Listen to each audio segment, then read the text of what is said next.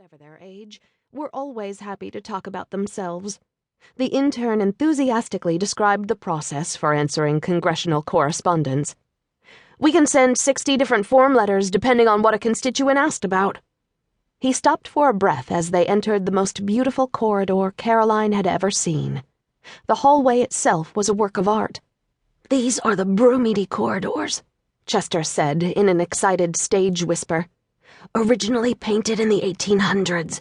Most tourists don't get to see them." Every inch of wall and arched ceiling was covered in elaborate paintings of American history. Chester pointed to the figures of men sculpted into the railings of a bronze staircase. "The Founding Fathers." He waved at a lunette painting above a wooden door. "The Goddess of War." Despite herself, Caroline was impressed. The clack of her heels echoed off the walls as they walked into a circular chamber, as large and ornate as a cathedral. She remembered coming here 10 years ago, on a 7th grade field trip. This was the rotunda, the ceremonial heart of the Capitol. She recognized some of the iconic canvases, the Declaration of Independence, the landing of Columbus. The domed ceiling, 180 feet above, was covered with the Apotheosis of Washington, a fresco painting of the first president depicted as a god among angels. "Wow," she whispered. For the first time that night, Caroline had a real sense of the history of the place.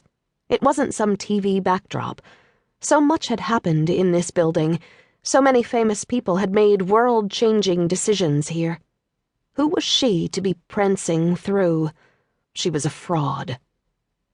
Then she noticed the paintings of revolutionary America. Among hundreds of soldiers, explorers, and men in white wigs, she saw only 4 women.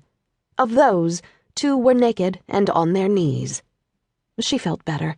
Some things never changed. She wasn't a fraud. She was a constant. Chester led her past a sign that said, "No visitors beyond this point." They went up a series of curved staircases and down some empty white corridors, then stopped in front of an unlabeled door tucked around a corner.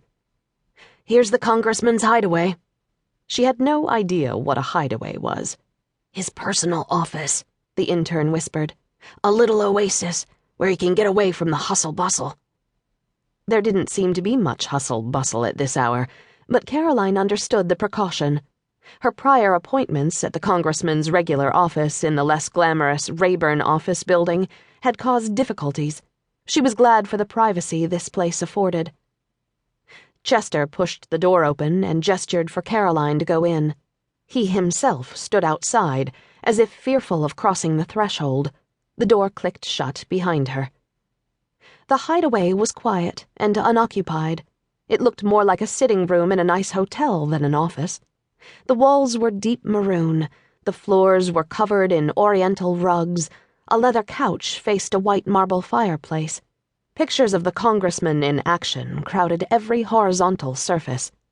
An antique desk in the corner seemed less a place to work than a space for displaying more photos. A door at the back was open to a wide marble balcony overlooking the National Mall. Caroline's breath caught. The Washington Monument and Lincoln Memorial were framed against a fiery sunset. It was a stunning view, better than a postcard. A man stood on the balcony, his elbows resting on the railing, his back to her. The sunset threw his figure into dark silhouette. She smoothed her skirt and ran a manicured hand through her hair. This was the part she liked best.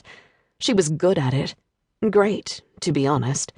She had a talent for it like nothing else she'd ever tried. It gave her incredible satisfaction. She smiled and walked out to meet him. A woman's scream pierced the stillness of the Capitol grounds. Officer Jeff Cook was on patrol on the Capitol steps. He'd been a Capitol police officer for 12 years, but he'd never heard a scream like that around here. He put a hand on his holster and turned toward the sound.